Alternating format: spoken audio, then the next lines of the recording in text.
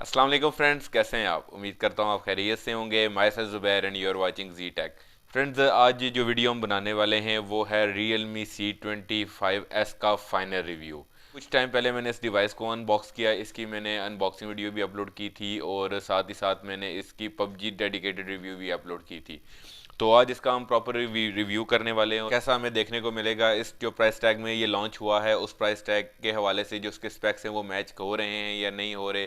तो ज़्यादा बोर नहीं करते, बढ़ते अपने वीडियो की जानिब। Let's get started. Friends, first of all हम इस फ़ोन की बॉडी से इसका स्टार्ट करते हैं। तो अगर फ्रेंड्स इसकी बॉडी की बात की जाए तो ये टोटली प्लास्टिक बिल्ट है। अगर हम बैक की बात करें, थोड़ा सी चंकी सेट है, लाइक मतलब बहुत एक स्लिम सेट होता है वो भी नहीं है, नॉर्मल भी नहीं है, थोड़ा सा बल्कि सेट, बल्कि नहीं कह रहे, लाइक थोड़ा सा अगर देखा जाए तो ये थोड़ा सा मोटा सा है। हमें राइट साइड पे इसके पावर बटन देखने को मिलता है और यहाँ पे हमें वॉल्यूम रॉकर की भी है। फिंगरप्रिंट स्कैनर हमारा बैक साइड पे है और कैमरा सेगमेंट हमें यहाँ पे देखने को मिलता है। ऊपर वाली साइड बिल्कुल प्लेन है, नीचे वाली साइड पे हमें माइक्रोफोन, हेडफोन जैक और स्पीकर देखने को मिलता है और लेफ्ट साइड पे हमारी ट्रे है। तो बिल्ड की अगर बात करूं तो इस प्राइस टैग में, प्राइस की भी इससे साथ इंक्लूड कर लेते हैं। तो फ्रेंड्स, जिस प्राइस टैग में ये लॉन्च हुआ था वो ऑलमोस्ट हमें तकरीबन 25,000 के प्राइस टैग में ये हुआ था। जो मेरे पास वेरिएंट है वो 4 GB 128 GB का है, जो कि 4 GB 64 GB के कुछ टाइम के बाद लॉन्च हुआ था।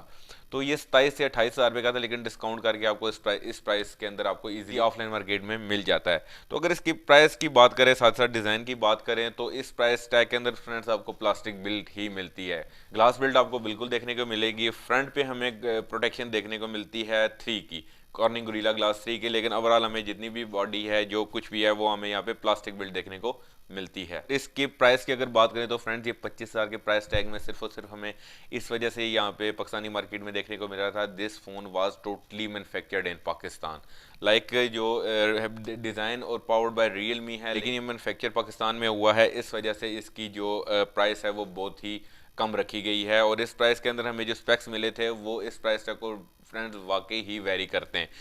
तो बढ़ते हैं अपने हम इसके नेक्स्ट चीज़ की जानिब, तो वो है इसका डिस्प्ले। तो फ्रेंड्स, अगर इसकी डिस्प्ले की बात करें तो हमें यहाँ पे 720p का IPS पैनल देखने को मिलता है। और अगर इसकी क्वालिटी की बात करूँ तो भी इसकी फ्रेंड्स ब्राइटनेस यहाँ पे मैंने फुल की हुई है, तो मैं भी आपको मेरा कैमरा दिखा रहा हूँ कितना ब्राइटर डिस्प्ले है। तो इसके ऊपर मैंने वीडियोज़ वगैरह भी चलाई हैं, तो हमें मुझे काफ़ी अच्छा रिजल्ट देखने को मिला है। लाइक 1080p तो नहीं कह सकते, डेफिनेटली उसकी हाई रेजोल्यूशन होती है, लेकिन ओवरऑल जो बाकी 720p के पैनल हैं उनसे कंपैरेटिवली ब्राइटनेस भी मुझे अच्छी देखने को मिलती है यहाँ पे।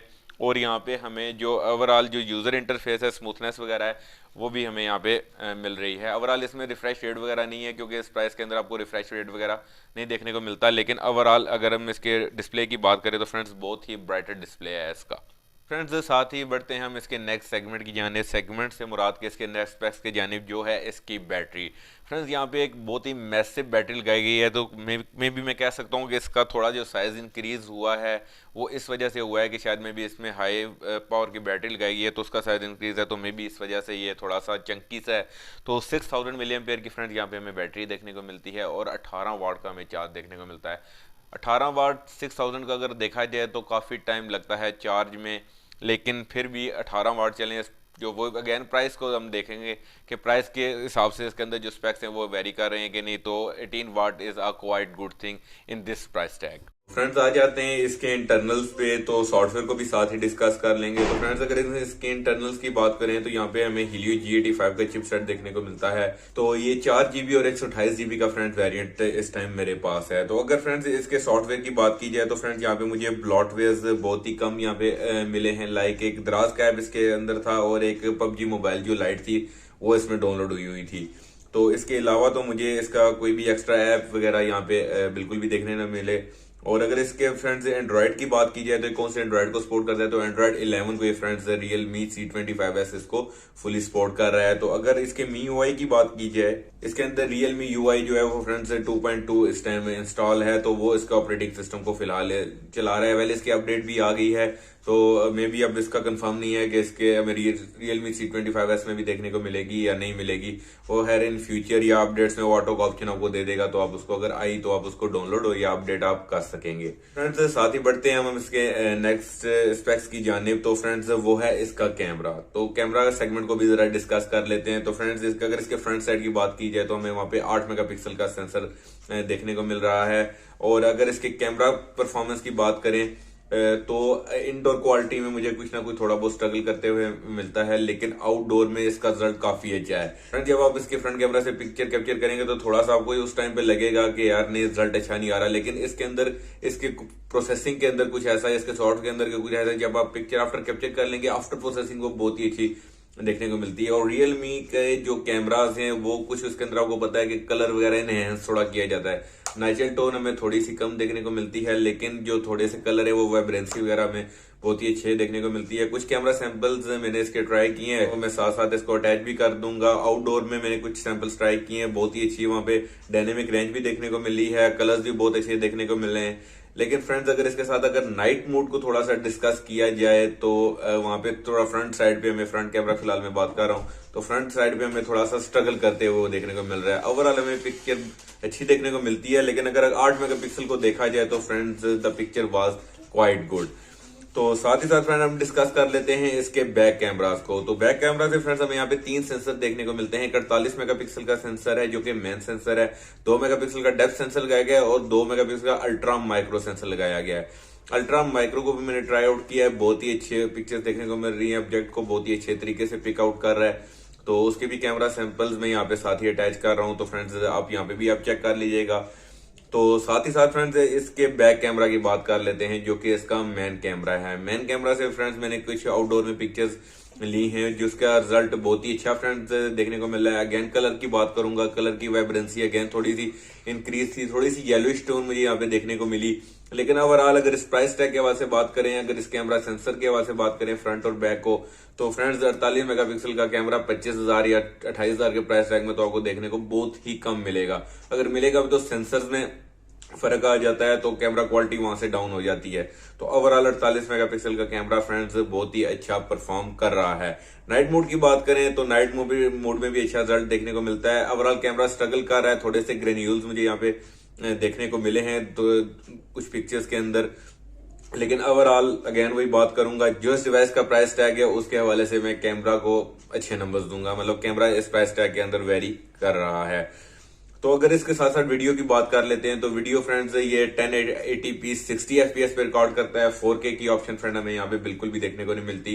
4K अगर दे देते तो अच्छा होता। बाकी शॉर्ट वीडियो पोर्ट्रेट मोड वगैरह इसमें आपको जो मोमेंट देखने को मिलते हैं वो भी आपको इजीली यहाँ पे मिल जाएंगे। तो भाई नॉट बट द लीस्ट, तो हम इस पे डिस्कस कर लेते हैं अब पबजी को।